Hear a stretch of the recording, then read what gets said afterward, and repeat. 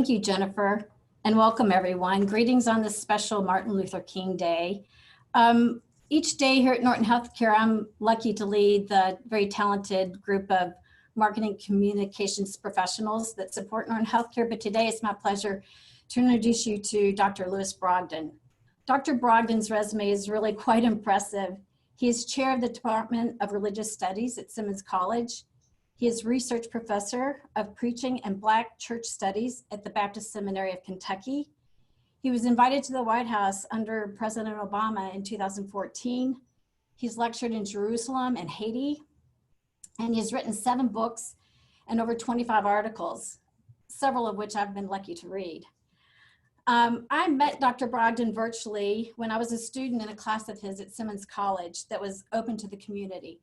It was called the Radical MLK, and the class truly changed me because Dr. Brogdon taught me that it's through knowledge that we are able to make informed decisions about our lives, decisions that in fact affect our neighbors both near and far. Martin Luther King's crusade to eradicate poverty, believing that the greatness of who and what we are consists of how we treat the very least, is a call to action. This expression of his courage to think, love, and die for a despised people is powerful. And when faced with hatred, Dr. King refused to hate, which is a really important point to ponder in today's world. So I want to thank you for taking time to listen to someone I consider a great teacher and now a friend. And my hope is that you too will be inspired to become a radical thinker. Dr. Brogdon.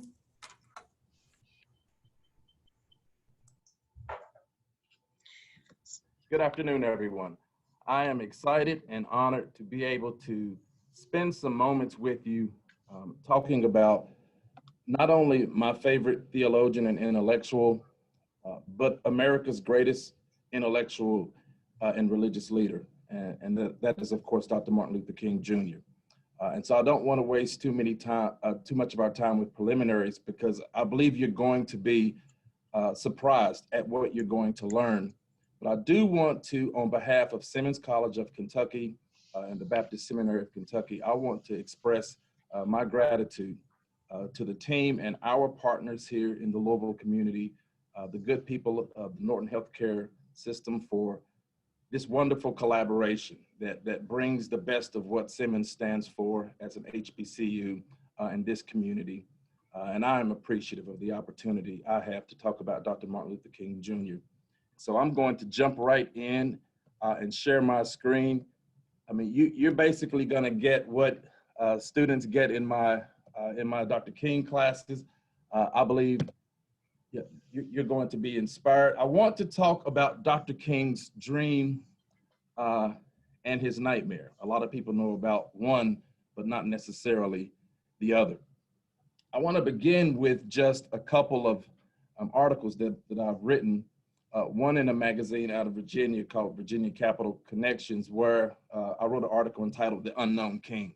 And when you think about Dr. King, as popular as he is really, really, really unknown. We have created this caricature of a man, of a leader, that we like to pull quotes out of context, so that it sort of gives us social, religious, and political currency. Everybody likes to throw a King quote around. To sort of, say, hey, I'm on the right side, I can quote something from Dr. King, with little to no understanding of the real depth and the context to some of those ideas. And so, yes, you may know a quote, but you have no idea of why Dr. King was writing that, what was going on at the time. And in an op-ed I wrote last year in the Courier Journal, I identified 2 problems I have with, how we try to honor Dr. King. And I want to say it is wonderful that we do attempt to honor Dr. King. We have the King Monument in DC, of course, the King Center in Atlanta. You have the museum in Memphis, Tennessee at the former Lorraine Hotel, highways and schools named after Dr. King. All of that's wonderful. But we really don't understand, number one, the context that gave rise to his ideas, his leadership, and of course the civil rights movement. And in other words, you have to understand slavery, sharecropping, Jim Crow segregation, if you're going to understand the substance of Dr. King's thought. And most Americans, they don't want to do that. Okay? It's just easier to kind of grab a quote out of context. But when you don't understand his thoughts in their proper historical context, then those thoughts, you know, they lose their meaning. And then a sort of second problem I have is we do respect Dr. King as a leader, but we don't really respect his place in the intellectual tradition. Dr. King is an intellectual, he has a PhD. And these ideas, and he thought a lot about what he was doing. And so in my Dr. King classes, I mean, you know, we read Washington's text, A Testament of Hope. And I mean, it's an anthology, it's a thick anthology. And so Dr. King's ideas should be carefully studied. In fact, I believe Dr. King should be studied in every college and university in this country. And in some kind of way, even in our K through 12 system, people ought to be engaging Dr. King's ideas, because I believe had we been doing that, and if that was our way of honoring Dr. King, America would be a different place in 2021. But people suspected this was going to happen, that after Dr. King died, we were going to create this caricature, this facade. And a Black poet, Carl Wendell Himes, wrote in '69, all right, barely a year after Dr. King was assassinated. I mean, and look what he says, you know, now that he is safely dead, and I'll have to move the screen over. Let us praise him, build monuments to his glory, sing hosannas to his name, because dead men make such convenient heroes. They cannot rise to challenge images we would fashion from their lives. And besides, it's easier to build monuments than to make a better world. Look at that last part. Knowing that the cause for which he lived is still a cause, and the dream for which he died is still a dream, a dead man's dream. And so with that said, I'm gonna make 3 moves in my presentation. And I do wanna make sure we kind of have some time for some Q&A. The first move, I'm gonna talk about Dr. King and the dream, because that's a sort of helpful entry point into a discussion of Dr. King. It's always good pedagogy to begin with what people are familiar with. Then I'm going to deepen your understanding of that by helping you to understand that King was more radical than you really think. So the second move will be to discuss the radical King from '63 to '68. And then the last move will be to then discuss King's dream becoming a nightmare. So let's start with Dr. King and the dream. So April '63, over 200,000 people, mostly African Americans, but you had many whites who were also there for the March on Washington for Jobs and Freedom. And I think what we miss is that what the NAACP was doing at the beginning of '63 is they launched a national campaign called Free by '63. So King is drawing on this idea of freedom that goes all the way back to the Emancipation Proclamation. Now, this is what we forget when we even pay homage to Dr. King's I Have a Dream speech, which is one of the most monumental and important speeches in human history. But we forget that when King opens up his I Have a Dream speech, he is basically saying 100 years after Lincoln gave the Emancipation Proclamation, Black people are still not free. All right, so, I mean, let's sit with that for just a second. 100 years after, on paper, all right, the federal government is saying, you know, Blacks are free, Black people are still not experiencing freedom. So he opens up his speech with this just vivid language. 100 years later, Blacks are living on a lonely island of poverty in a vast ocean of material prosperity. So, but what we do remember is, of course, statements like this, where King says, you know, I have a dream one day this nation will rise up and live out the true meaning of its creed. We hold these truths to be self-evident that all men and women are created equal. I added men and women there. He talked about the former slaves and former slave owners sitting down at the table of brotherhood. Oh, I mean, it's powerful. It's beautiful. It's a powerful dream, a powerful vision that his little children will one day live in a nation where they're not judged by the color of their skin, but the content of their character. Okay, that's sort of the dominant narrative a lot of Americans have of Dr. King. He had this dream that we would all come together and respect each other and love each other and get along. Okay, and what I want you to understand is that in a real sense, that is a caricature of what Dr. King stood for, and it really misses the history. So let's go in and talk a little bit about what happened, because we love talking about the end of that I Have a Dream speech, but then we forget what happened in the United States 3 weeks after Dr. King told the nation and the world, I have this wonderful big dream that for a better America. What was the response? Well, they bombed a church in Birmingham, Alabama, and murdered 4 young Black girls. Okay, that was 3 weeks after King gave that speech. And Dr. King was asked to preach the eulogy. And if you want to do some serious reading for the rest of this month, read that eulogy. Okay. Read what Dr. King, read how he tried to give meaning to the families that lost their children, to the Black community, and to this nation. Okay, because then you start to see that King is going to make a turn because of this. King is not going to dismiss these deaths as just something trivial. Well, Black people die all the time. And that is true in a country that has enslaved and oppressed people. They do die all the time because that's what systems are supposed to do. But as a leader, you can never trivialize and minimize the loss of life. And King doesn't do it. So if you read Coretta King's autobiography, where she's talking about her life with Martin, she gives us a window into, now you read the eulogy, you kind of get a window into the public side of what Dr. King has to say.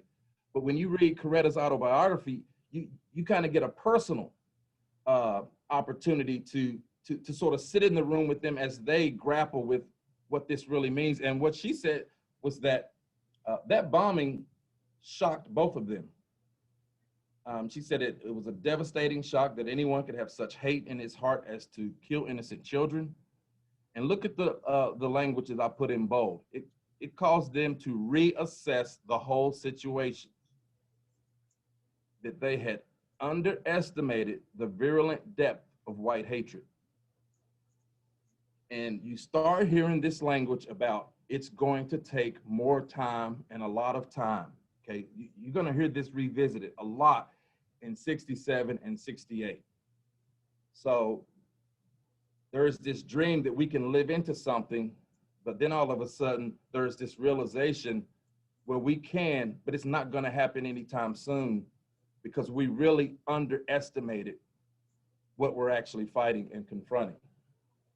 And so you get the Civil Rights Act of 64 being passed, and if you study American history, as it relates to African Americans, here's what the history will tell you. Every time there's an advance for Black people, it's met with white backlash, okay? And all the way back from the days of the abolitionist movement to when you get 8 years with an African American in the White House, and you look at what the Black community has been dealing with ever since Obama became president, served out his eight-year term, and then of course, then you get Trump and all that is unfolding in America today. So Dr. King had a dream in 63, and let me tell you something, that dream started to die quickly. It was met with violence in 64, okay? You got violence popping off across cities all over the country.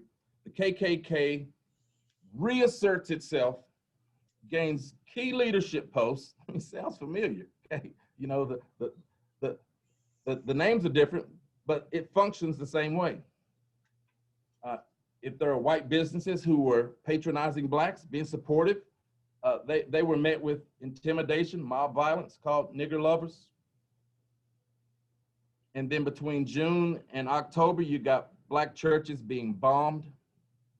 and hundreds of thousands of people in the South having all kinds of problems voting. So this takes me to my second move. King wakes up quickly he really has to reassess what he is dealing with.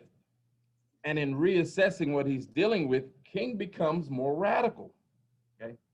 Now, most Americans, they basically focus on King in 63 at the end of his I Have a Dream speech. And they make that the sum total of King's thought, the substance of all that he stood for. Then they ignore 64, 65, 66, 67, leading up to April of 68. But if you study King's life, if you study his thinking, you study the contours of the movement, you start to see King becomes more radical. And what do I mean by the term radical? Well, first, he becomes very critical of America, okay? He will launch a devastating critique about America and about American Christianity. This vision of the American dream, it begins to die. It starts to languish. He holds on to it, but it's going to be further out. You can even hear it on his mountaintop speech, April 3rd of 68, right before his assassination, where he's basically telling the country that we will get to the promised land. All right, so he's still holding on to that we're going to get there, but it's not going to happen anytime soon. And it's not because it's not possible. It's because people don't want to do what it takes for us to get there together. He focuses a lot. He shifts from dealing with issues of race, even though that's still very much a part of what he's doing. And he takes up the Poor People's Campaign. So he really starts to focus on poverty as the ultimate legacy of slavery. Okay, so when you enslave people for over 2 centuries and you follow up by another 100 years of other systems, convict leasing, Jim Crow segregation, what do you get? You get masses of people who are impoverished. And in fact, not only is this system exploiting and marginalizing blacks, it's doing the same to a lot of poor whites. So King is trying to focus on poverty by saying, many of you whites, you're no better off than we are. We can work together to upend this system.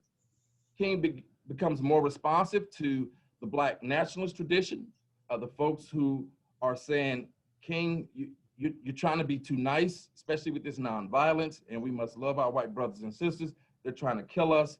You know, we don't need them. We got to do this kind of stuff for ourselves. So King starts to listen to those, to some of those critiques and to admit that in some places they were right, but then he also says, but there are some things like nonviolence and loving your enemies. I'm not going to let go of those things. You know, those are deep Christian beliefs that he held to. And King is wrestling with sort of despair and hope often during this time. So one of my favorite theologians, James Cone, talks about that this is an aspect of King's thought that just gets totally ignored. When people are quoting Dr. King today, and I've seen it all on Facebook today, everybody's got a King quote. I haven't saw one person say that Dr. King said America is a morally sick society. Okay. Now people, you know, Dr. King says, I choose to stick with love because hate is too great a burden to bear. And that's, yeah, it's a great quote, okay? But again, it's just so much of our understanding of King, it lacks substance. But you know, you ought to put that quote on Facebook or Twitter and kind of and see what the response is going to be, because based on the events that happened the previous Wednesday, I think you can attest that there is some real deep sickness in American society that King was trying to tell us about, but we didn't listen, and then we tried to ignore it for decades as if it was going to go away, and now it is right here, walking, parading itself in our streets. It's a part of our political establishment. This stuff isn't going away. So this is why we need King now more than ever. You ought to read some of the things he wrote in 64 and 67. Read the speech, Negroes Are Not Moving Too Fast, where he basically has to push back on progressive whites who are thinking, hey, come on now, we can pass a couple of laws. That's all right, yeah, be happy. okay? I mean, you know, and King's like, are you serious? I mean, what you've done has not in any way dismantled systems connected to centuries of enslavement and oppression. We're off to a nice start, but now we got to do some real substantive work. And so King was pushing back, telling them, if you think we're just gonna go along and just accept whatever you give us, that's not gonna happen. King would write about tokenism. Okay, I mean, he was pushing back on this stuff. You ought to watch or read the speech, The Other America, where he talks about that there are two Americas. There's the America that whites are living in, and then there's the America that blacks are living in, and they're completely different. So you see some very, very radical during this time. Kaliko's work, he calls King an apostle of militant nonviolence. And Kaliko talks about, particularly the last year and a half, just how radical King had become. And if you study the history of what was going on in America in 67 and 68, you think what was happening in 2020 and right now, I mean, there's some parallels. And people today pretend that this sort of unrest is just so new. No. America's always had these hot times, okay, because we don't address things. We don't fix them. We try to sweep them under the rug and pretend that these things go away. King believed we need a reconstruction of our entire society, okay? That's the only way you're gonna fix these problems, okay? Not putting Band-Aids on them. You have to really make some structural changes. He talked about America as the greatest purveyor of violence in the world. You ought to read the last book he wrote, Where Do We Go From Here, Chaos or Community? Of course, you know, and you may not know, but King's opposition to the Vietnam War, he lost a lot of support over that, was criticized.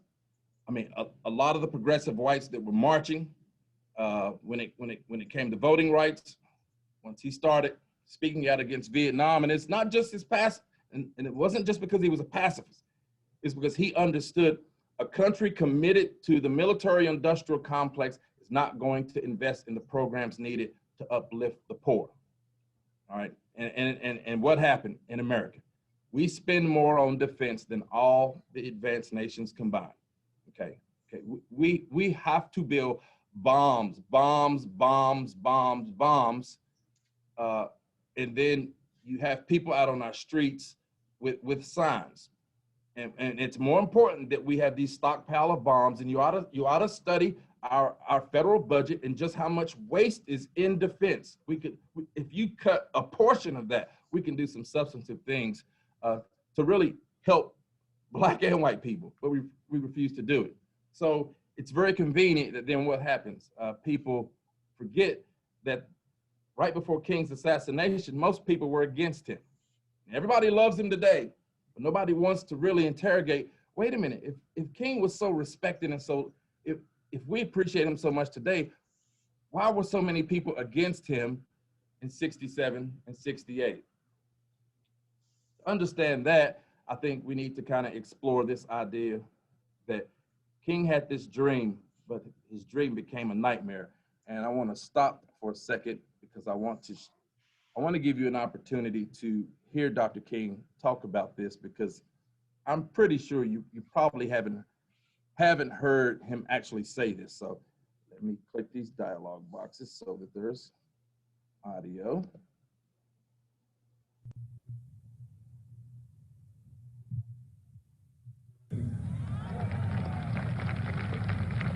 My four little children will one day live in a nation where they will not be judged by the color of their skin, but by the content of their character. I have a dream today. I must confess that that dream that I had that day has at many points turned into a nightmare. Now, I'm not one to lose hope. I keep on hoping. I still have faith in the future. But I've had to analyze many things over the last few years, and I would say over the last few months. I've gone through a lot of soul-searching and agonizing moments, and I've come to see that we have many more difficult days ahead, and some of the old optimism was a little superficial, and now it must be tempered with a solid realism. And I think the realistic fact is that we still have a long, long way to go, and that we are involved in a war on Asian soil, which, if not checked and stopped, can poison the very soul of our nation. I'm not going to say that all of our problems will be solved if the war in Vietnam is ended, but I do say that the war makes it infinitely more difficult to deal with these problems. When a nation becomes obsessed with the guns of war, it loses its social perspective, and programs of social uplift suffer. This is just a fact of history, so that we do face many more difficulties as a result of the war. It's much more difficult to really arouse a conscience during a time of war. There is something about a war like this that makes people insensitive. It dulls the conscience. It strengthens the forces of reaction, and it brings into being bitterness and hatred and violence. I think the biggest problem now is that we got our gains over the last 12 years at bargain rate, so to speak. Didn't cost the nation anything. In fact, it helped the economic side of the nation to integrate lunch counters and public accommodations. It didn't cost the nation anything to get the right to vote established. And now we are confronting issues that cannot be solved without costing the nation billions of dollars. Now, I think this is where we're getting our greatest resistance. They may put it on many other things, but we can't get rid of slums and poverty without it costing the nation something.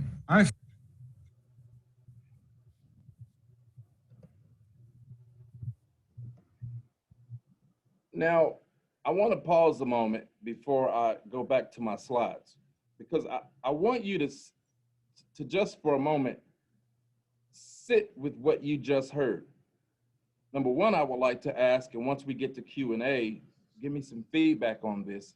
Did you know this? Did you know that Dr. King said that his dream became a nightmare? That's number one. And then what do you make of some of the things Dr. King said following? So I want to go back to my presentation because I want to give you just a little bit more context on that.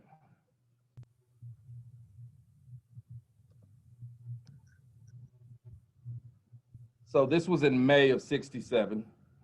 This is NBC News. So basically, he is telling the country that his dream became a nightmare. He follows it in a sermon on Christmas Eve that same year. So that's the end of '67, right before April of '68. And in the sermon, he says, "I must confess to you today that not long after talking about that dream, I started seeing it turn into a nightmare. I remember the first time I saw that dream turn into a nightmare, just a few weeks after I had talked about it. It was when 4 beautiful, unoffending, innocent Negro girls were murdered in a church in Birmingham, Alabama." Now, I wanna parse some of the statements King made. I want you to kind of see some of these just for a moment, because I'm doing such a great job on the time. We're probably gonna have a few extra minutes to kind of talk about what you're learning here. So he makes the statement that, and he uses the term confession, all right? So for people who are not in the Christian tradition, you don't understand the depth of that word, but I'm a Greek scholar, and the word confess is not just stating something. A confession is a reflection of deep conviction.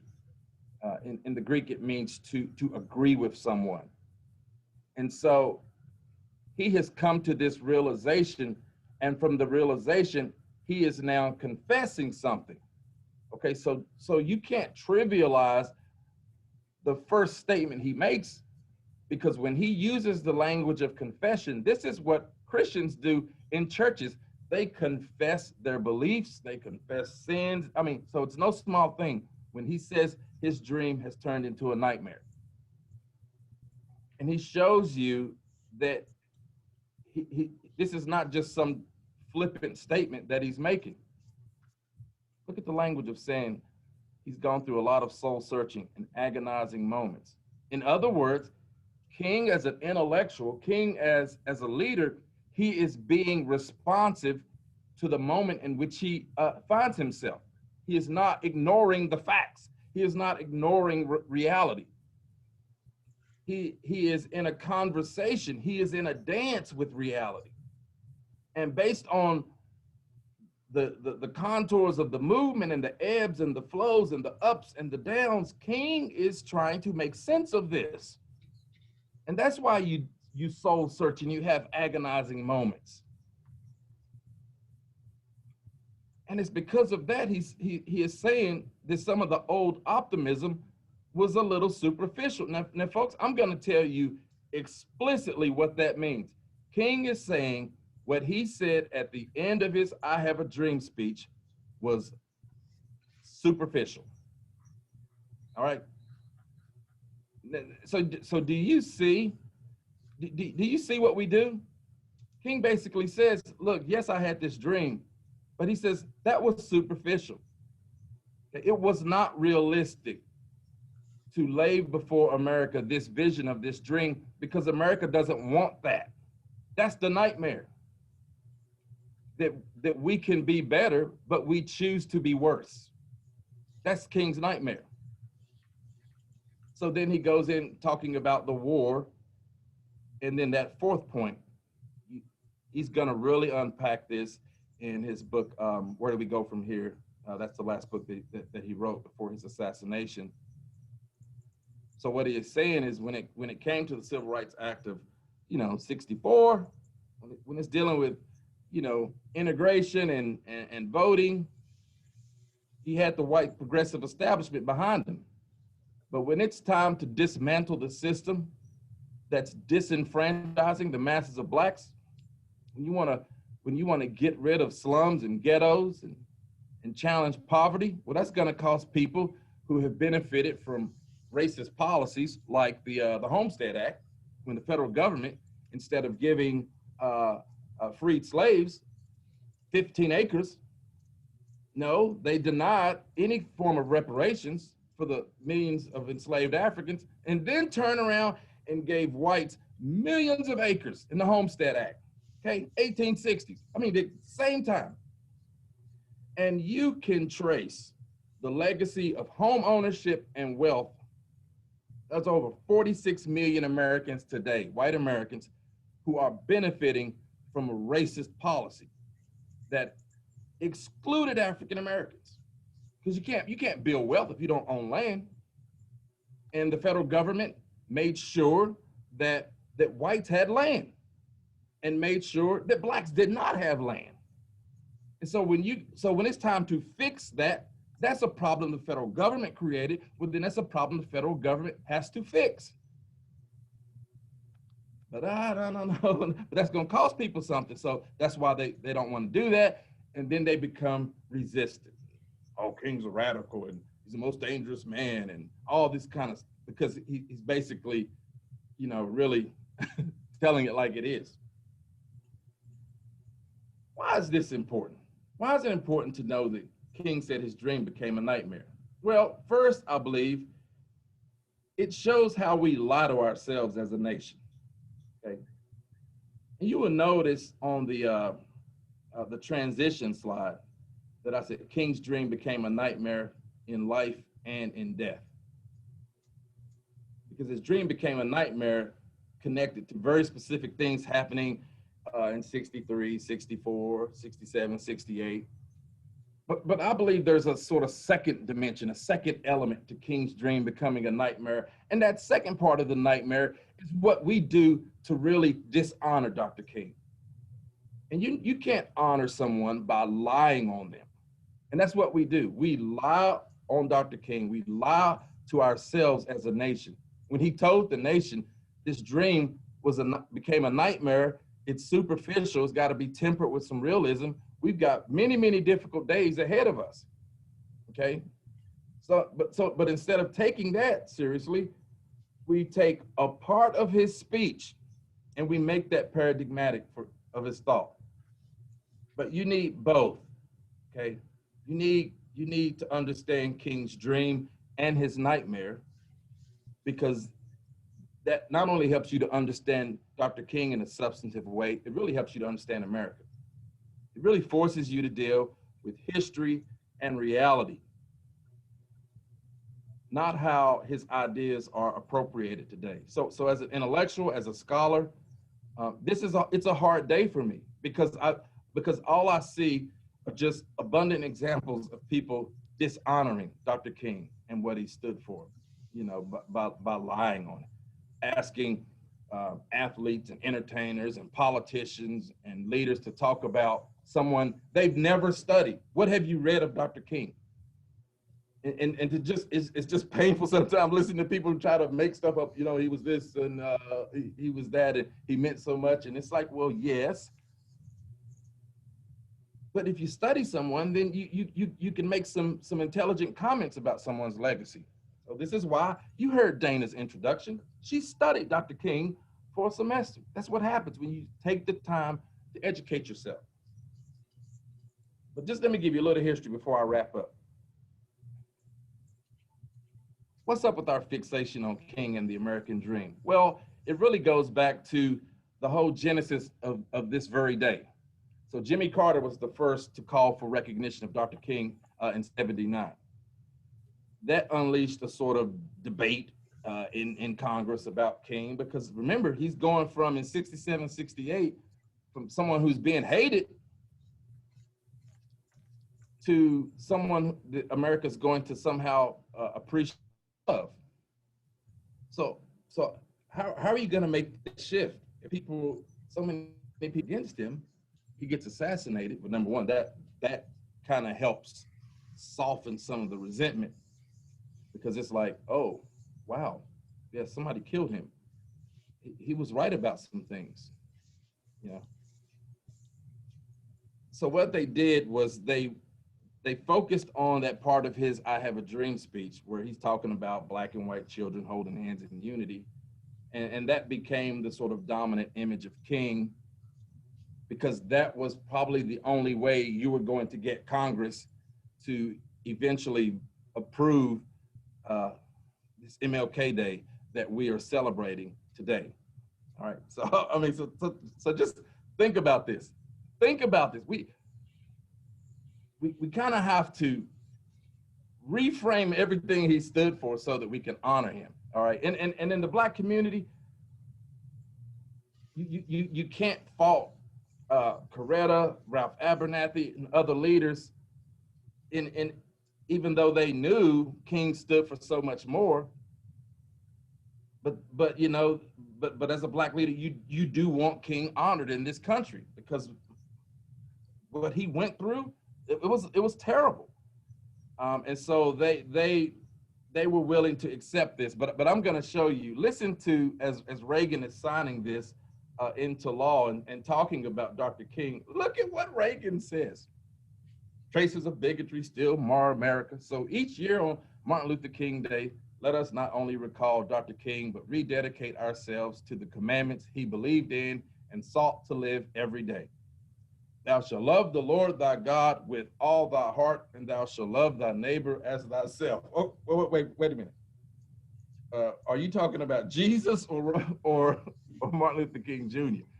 Okay, so that shows you, all right, that King is just gonna become this caricature, because even when the president is talking about King's ideas, he can't reference a single idea of King.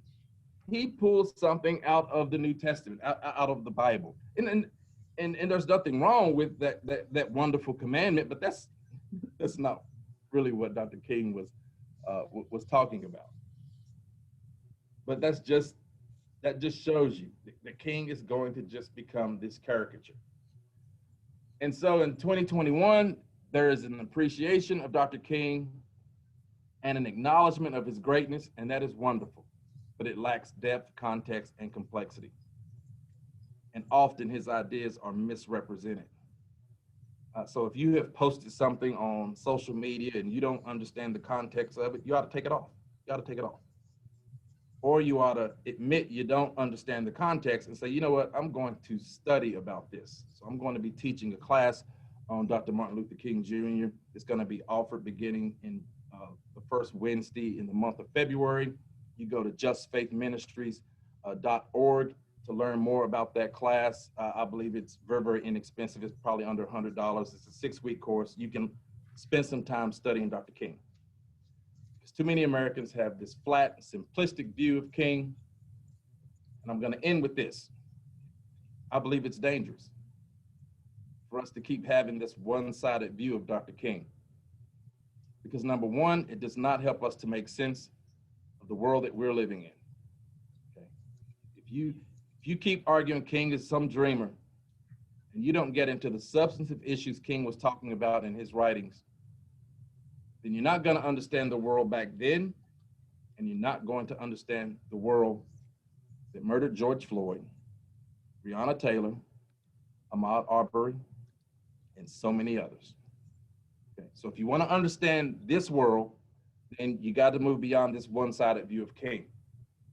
It doesn't help you to confront the problems. This is why we keep having these reoccurring moments of strife, of protest, of violence, because we never fix the problems. I have been blown away that there has been some serious conversations about reparations in America. I never thought I would see the day where people were having some serious conversations, but their conversations are at least being had that, wait a minute, we do have to do something structural about what was done. If we have this one-sided view, then it just lets us off the hook too easily. Because we're all the heirs of history. You can't dismiss history. You can't pretend that history doesn't have a bearing and an effect on us today. But if you understood King in context, then you would understand we all have some serious and some hard work to do. And then I think lastly, it just sets up current leaders for failure.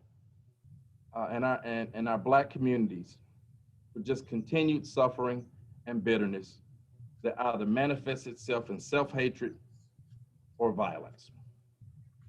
But if we can put King back in context, view him as an intellectual, spend time wrestling and grappling with both his dream and the nightmare, I believe that America can be a better country than it is today. I'm gonna turn things back over to Jennifer, and we're gonna have some Q&A. I'm excited to be in conversation with you. Thank you. All right. Thanks, Dr. Brogdon. We do have some very nice notes and some questions. So I'll start by letting you know that Lori Jacobs is on, and she says, hello, Dr. Brogdon. She's been with Norton Healthcare now for about 5 years, and she's so glad to see you again. Hey. Good to see you. We have another comment that came in from Pamson. She said, wow, it's sad that's true, that it's easier to build monuments than to make a better world. Kathy Gardner says, I did not know that he felt his dream turn to a nightmare, and about his opposition to the Vietnam War. Let's see, Erica says, I had never heard the quote about Dr. King's dream turning into a nightmare, and the poem about the dead man's dream. Wow, these eye-opening moments continue to make me realize just how much I do not know, how much more I need to work to educate myself. And Philip says, thank you. So now over to our questions. The one that has been asked most, Dr. Brogdon, is, yes, would you repeat the website for the MLK course that you're going to be teaching in February?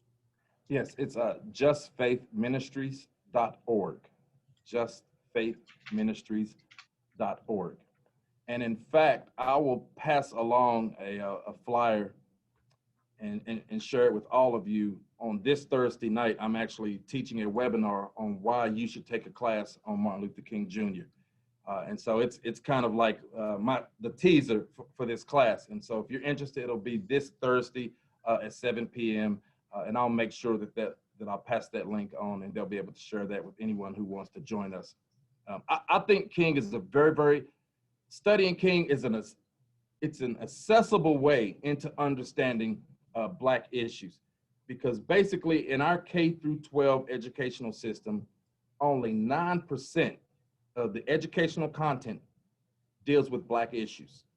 So this is why I wrote an article called "Why We Talk Past Each Other When It Comes to Racism." Why we just, every time it comes to racism, we end up shouting matches, name calling. It never goes anywhere. Because one reason is you have masses of people who have been miseducated. And I'm talking about educators are uneducated about this history. So not only am I teaching my students in the class, I also serve as an educational consultant, where I'm even working with professionals who don't know this history. All right, and so it's okay if you don't know something, admit it. Okay, racism is incredibly complex. Okay, you're talking about the history of colonialism. You have to understand psychological issues of how bias and prejudice works. You have to understand then what religion does and legitimizing that. And then all the social systems, what happens when humans get in social and political spaces. Okay, if you don't want to understand all of that, then I don't want to hear what you have to say about racism, because racism is complex. And if you're going to fix it, you got some homework to do. So thank you for that. We have another question that's been pretty popular. So if you had to recommend one or two books or readings to help understand our history and how to actively become a part of the solution for racial reconciliation, what would that be? Besides books I've written? No, okay, no, I'm just saying. Okay, I would say look at Ibram Kendi's book called How to Be Anti-Racist. All right, so look at a book like that, because what Kendi tries to do is to basically challenge readers. Okay, let's get out of this "you're a racist," because that's not helpful language. And a lot of people don't even understand the term systemic racism, something that we use a lot of times when we're doing what's called critical race theory. Kendi says you're either actively racist in that you're trying to uphold this system that disenfranchise and marginalize African Americans, or as an anti-racist, you're trying to dismantle the system. You can't be neutral. You can't be on the sidelines. You can't look the other way. You're either a part of the system, and if you're a part of the system and you're not trying to dismantle it, then you're being racist. But if you're working to dismantle it, then you're being anti-racist. So Ibram Kendi, Kendhi, and that's Ibram, Ibram Kendi's book, How to Be Anti-Racist. I think that's a very, very accessible text and way to sort of enter into understanding this history. And then Thomas Shapiro's work called The Hidden Cost of Being African American. All right, and it's sociological.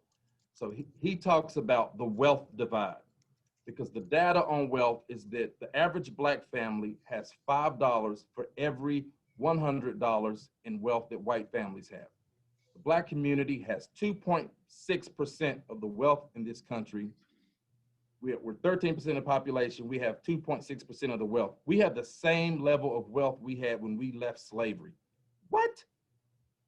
And you've got white America, 60% of the population, owning 90% of the wealth. Now, is it that they're that hardworking? No. Okay, especially when the people who were working the hardest as enslaved Africans were not legally able to benefit from their own labor.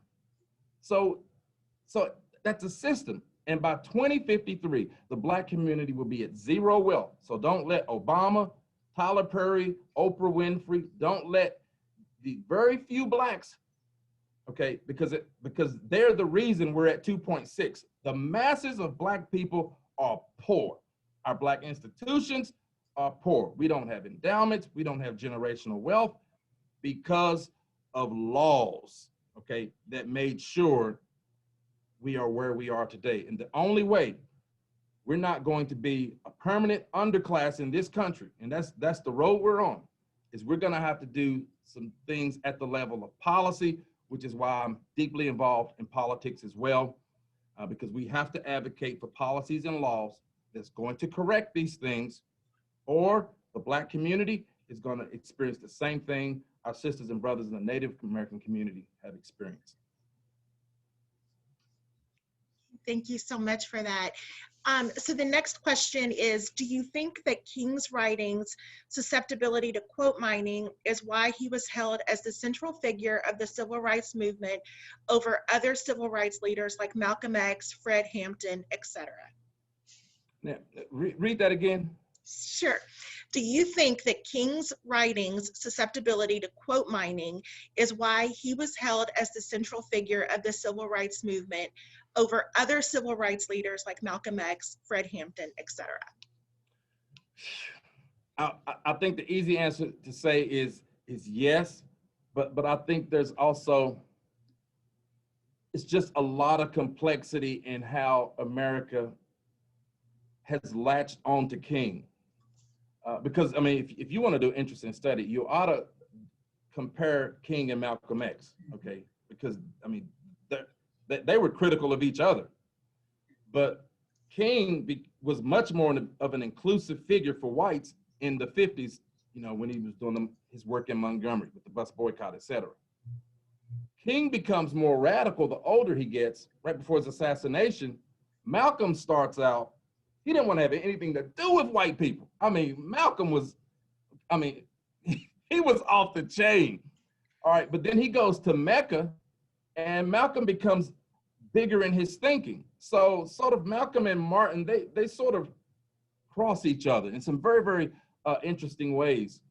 And why America has sort of latched on to King is I think it is because of the caricature, and then of course the mining of certain ideas, instead of having a more complex and sophisticated understanding of the movement. And for example, the critical role that Black women played in the civil rights movement. They were really the organizing genius behind the civil rights movement. When I teach the class, you know, I treat Coretta as an intellectual, because when you study, you can really see Martin and Coretta, they were really like, he was constantly bouncing these ideas off of her. And so as an intellectual, you don't waste your time bouncing ideas off someone unless you respect them as an intellectual yourself.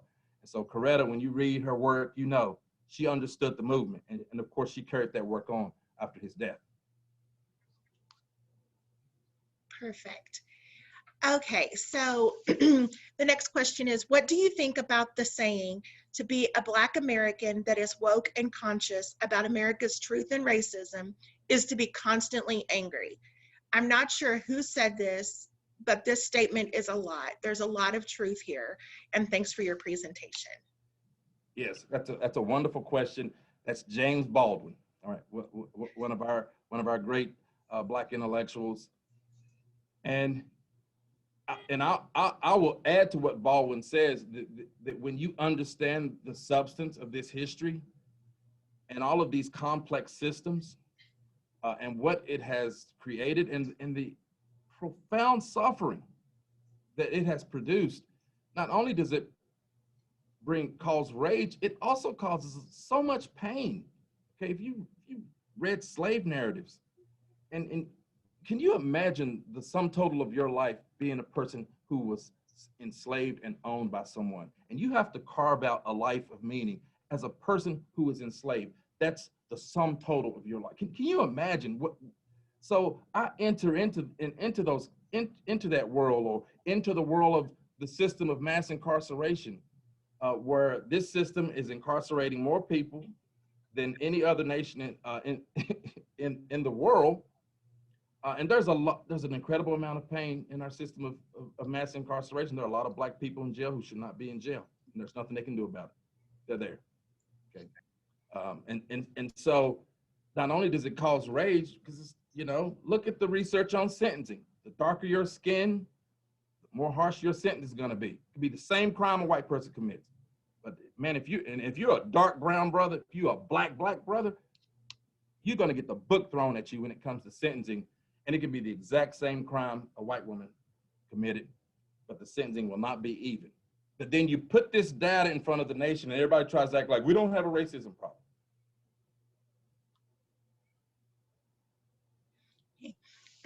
So Dr. Brogdon, it looks like some people were out on the internet looking for your class. And there's a question about what is the title of the class that you're going to be teaching in February? Is it the Faith or Racial Equity series, or is it not yet listed? I will shoot an email to them. The class will be called the Radical Martin Luther King Jr. Okay, perfect. And if they can just share email information with you, I will make sure that I get an answer to that question, because I would love to have you in the class. We're going to have people in that class all over the country.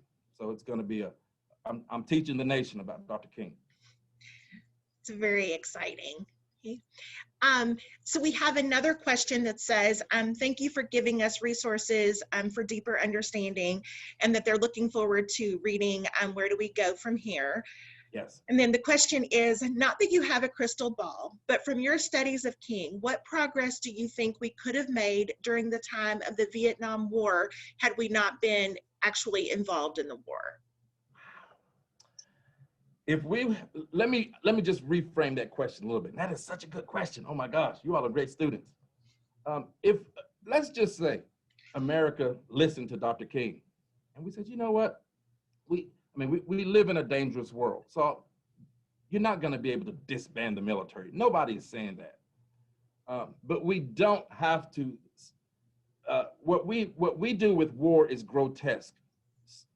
We have been constantly engaged in war for most of our history in this country. I think it's somewhere around, we've had 5 to 7 years of peace. Okay, we are addicted to war, addicted to violence. All right, and it's a big price tag. So just imagine we would scale down our military industrial complex, did something substantive around some kind of reparations program for Black Americans. If we would have done that in the 60s, the price tag would be completely different today. We could have put systems in place. We could have corrected some of these things. King was calling for a cabinet level position that dealt with diversity issues, something that, you know, imagine somebody on the cabinet helping every administration think creatively and critically about diversity issues. I tell you what, we would not be the America that we are today, where you have this explosion of racism, this explosion of anti-Semitism, all right, and an explosion of misogyny, and the white establishment is sitting around, it doesn't know what to do with all of this, okay? And so King is going to be our way to explore going in a new direction. And so we need to read that eulogy, read Where Do We Go From Here, take classes on King, and then lock arms and let's continue to do some work. And then Dr. Brogdon, I know that we have one more minute, but maybe you can answer this question because it is the last one. So it says, I believe the word defund in the defunding the police conversation is not well received. Do you know the specifics of defunding the police programs and believe it can make a difference? Perhaps peace officers should be the focus to improve communications in community. I think there's just so much in that conversation, because some people mean one thing and then another group is going to mean something that's completely different. So what I like to do is, you know, I argue that we need a focused Black agenda with a 25-year plan. Okay, where do we want the Black community in the next 25 years? And to me, the only way to do that, so that when we pass the baton to the next generation, they have some specific things from a policy standpoint that we can build on, is we need a Black agenda that focuses on educational reform, reforming the criminal justice system, and economic reforms. And so the problems with policing are going to fall under the criminal justice piece, that we have deep problems in our criminal justice system that we need to address. And so the work, folks like Brian Stevenson, I mean, they're just great leaders. We need these kinds of leaders at the table to help us think critically and creatively about what to do with the policing problem, But I think the defund the police argument, that's still, there needs to be a lot more clarity on what that means and what that would look like, both locally, regionally, and nationally. And so I think that's still work we'll have to continue to do. All right, thank you so much, Dr. Brogdon. You're welcome. Everyone in the chat has been sending their thanks and talking about what a tremendous presentation this is. So we really appreciate your time today and for enlightening us and opening our eyes a little more about Dr. King. So to just kind of round out for everybody, we will be getting the link for the class, and we'll be getting that out along with a link to the recording for today's presentation. We appreciate your time and enjoy the rest of your day.